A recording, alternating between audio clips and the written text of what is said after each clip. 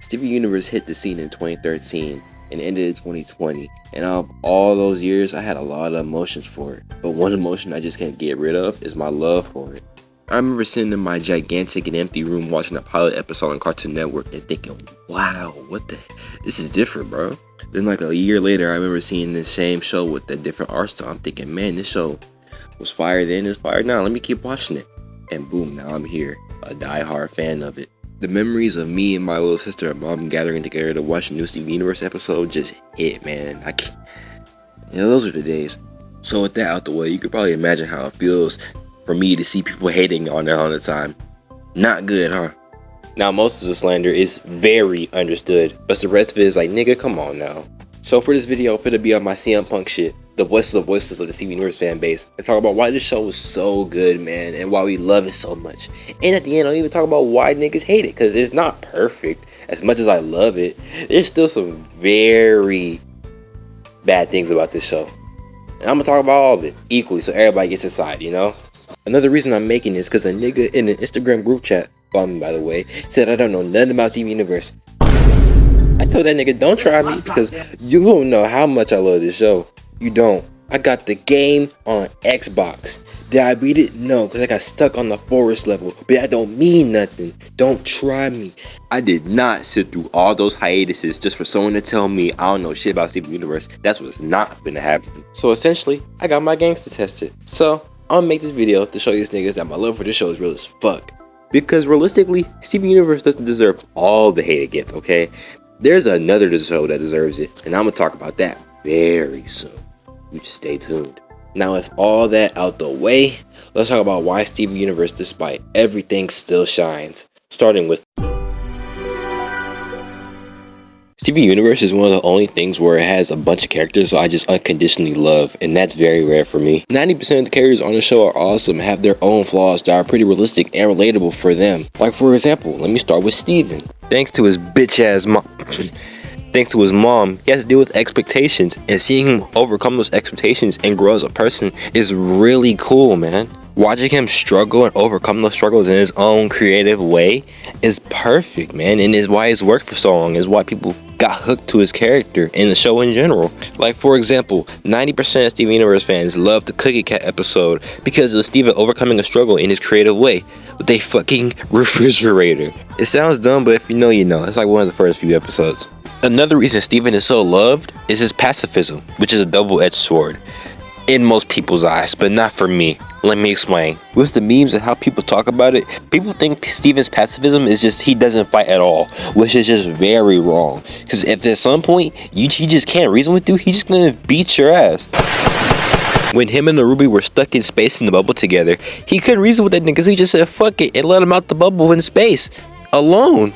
With the way y'all think he is, he would have just left him in there, and he probably would have got murked because of it. And then it's Steven Universe. You don't even have to kill niggas. You could just poof them and then bubble them, and boom, problem solved, because they can't get out of it. So you really don't even have to kill niggas for real. So I see eye to eye with Steven mostly. Am I saying him being a pacifist is 100% good? No, because there should be some niggas that should be taken off the map without a shadow of a doubt.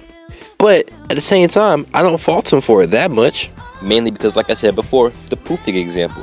Niggas don't have to die. That's why when Business was showing off that weapon trying to kill Jem, Steven wasn't with it, because niggas don't need to die in this universe. We just poofed them. Enough with Steven. Let me talk about the crystal gems real quick. First starting off with Mommy. Garnet. Did I say something else? I meant Garnet. Yeah, let's talk about Garnet. Then something just snapped. Something inside of me. I didn't care anymore. I didn't care about being better than Kakarot. I didn't care about being a Super Saiyan. I didn't care if I lived. I didn't care about anything. And then it happened.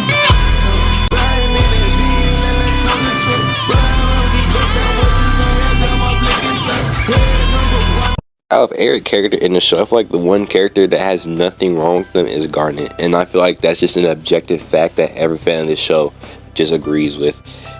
Let me know. Also, whoever thought it was a good idea to cast Estelle as Garnet, like in the casting room, man or woman, non-binary, I need to give them head. That's just non-negotiable. Like Garnet being the parental figure and just mom of the entire group is just perfect, man. It doesn't get any better than that. It doesn't. And on to the other crystal gems. Pearl and Amethyst has some top tier character arcs, dog. Pearl learning not to be so uptight and having to be right about everything, and growing from her dependence on Rose and just being confident by herself is so good, man.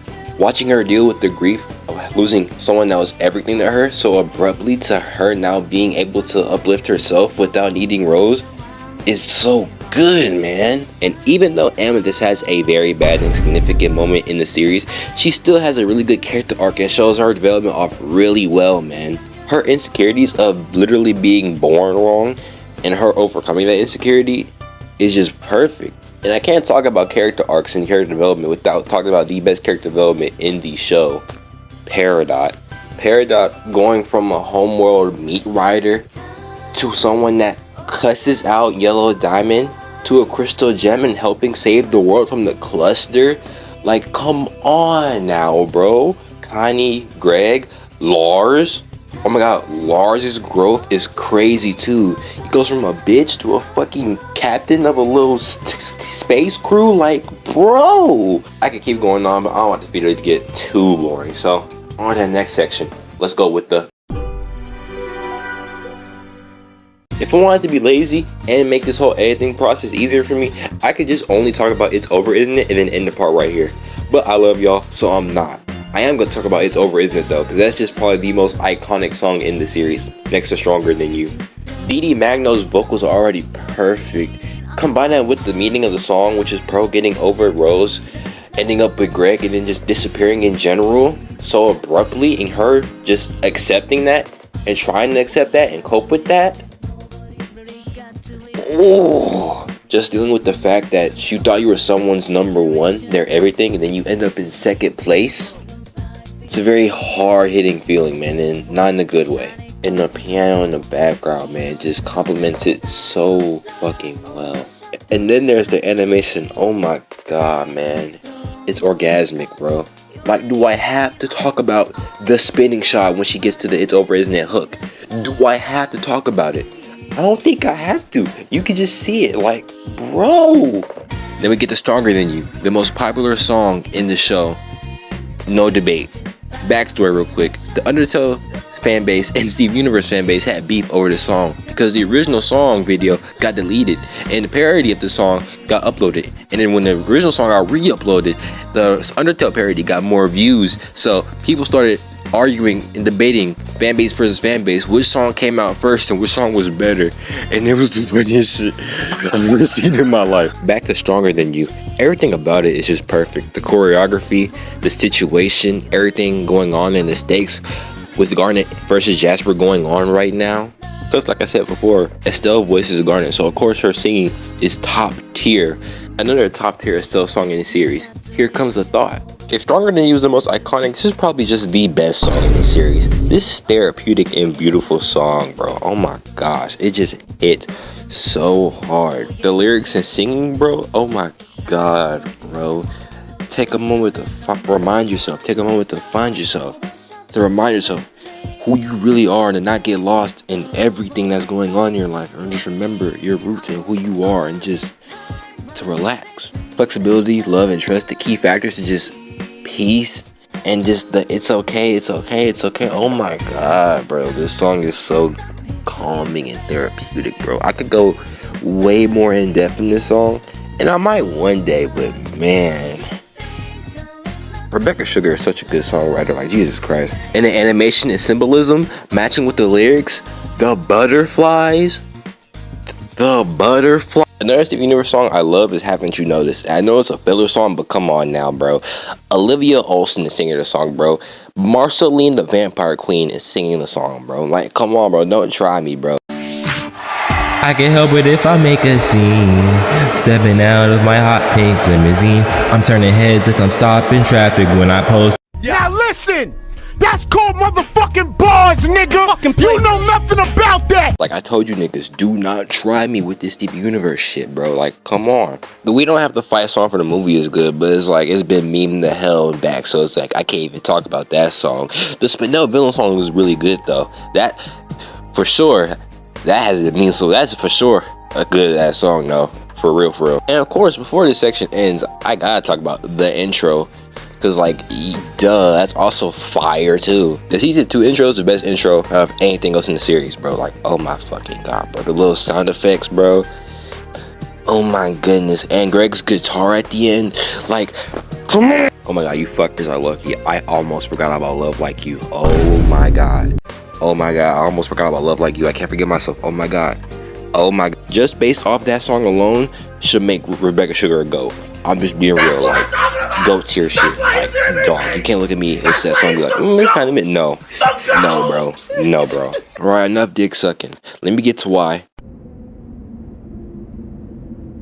Rose Quartz / Pink Diamond is the worst person ever. Her starting a rebellion and going against Homeworld isn't bad. It's her killing millions of gems is what's bad about her. Her leaving Spinel for thousands of years is also really bad. Her being the reason most, if not all, everything bad happens in the show because of her and her rebellion. Fucking throw over with this huge ass secret that she just can't tell anyone, not even her own son. Correct me if I'm wrong for this part, I might be wrong, it's been a while, but she just forgot about the cluster, so nobody knew about it. So if Peridot never came to Earth and accidentally snitched on herself about it, they wouldn't have known, so Earth would have been gone. Rose, how did you forget about that? You were literally the one to take care of Earth before you rebelled. How did you not? She didn't tell anybody about those monsters she had, or Lion. Remember those plants that almost killed everybody? Yeah, that was Rose. And if Steven wasn't there, goodbye Beach City. She has a zoo full of humans. Like, that's it. She has a human zoo. Like, just a bunch of humans in a zoo. I'm not kidding. She did Bismuth dirty as hell. And the Bismuth, because of Rose, probably would have never been found if it wasn't for Steven. Think about that. She left the gems with nothing. With Greg with nothing when she left for Steven, bro. Like, nothing. They were completely unprepared.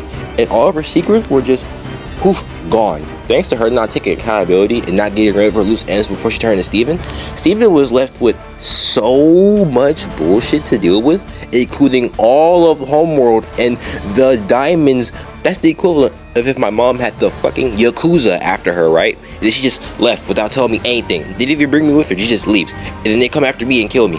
Just because. That is literally it.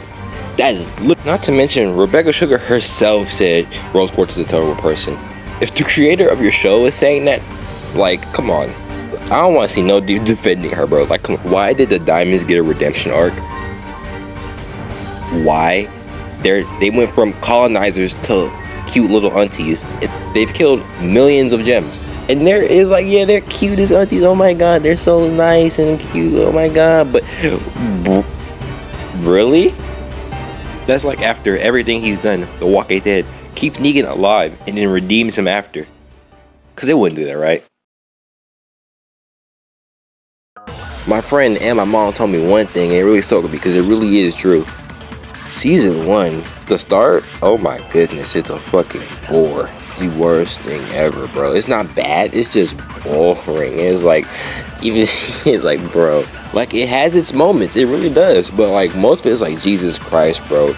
That wait to get to Jailbreak, oh my goodness, bro. And not to mention, very hot take, after Jailbreak, it's just a very slow decline. Like, the series peaks at Jailbreak. Very hot take, but I've said this a lot to my friends before, but like, after Jailbreak is just the peak of the series, and it just slowly declines. It just keeps going down, and then Future just fucking falls into hell. Lapis was so annoying in season 2, reasonably, but it's like, still though, bro, she was so fucking annoying, bro. This part is only for people that watched the show while it was ongoing. If you didn't, you won't know what I'm talking about. But if you did, the hiatuses this fucking show went on were fucking unbearable. This show will be gone for months at a time and come back with either an important episode, mid, or just filler. Season 2 was unbearable for me and my mom and my little sister. because there were so many breaks. Literally running to the TV to watch a baseball episode while there's a bomb essentially under the planet is, after months of waiting, is infuriating. Also, the cluster kind of just ended, in my opinion, a little anticlimactically. My friend Mars thinks so too. We watched this episode live while we were rewatching the series, and he was just so bummed out with the way the cluster ended, and I don't blame him. I real time watched that man turn the show off and just hop on NBA 2K, because he was that angry and disappointed, and I don't blame him. Shout out to Mars. He helped me do research for this video because we just rewatched the entire series, or most of it, up to season 2. Now, another thing I want to get into is what series actually deserves all the hate the universe gets. Star versus the Forces of Evil. Dog. If the universe ending was bad, Star's ending is fucking terrible. If I looked up the dictionary definition on a horrible ending to a series, this show would pop up.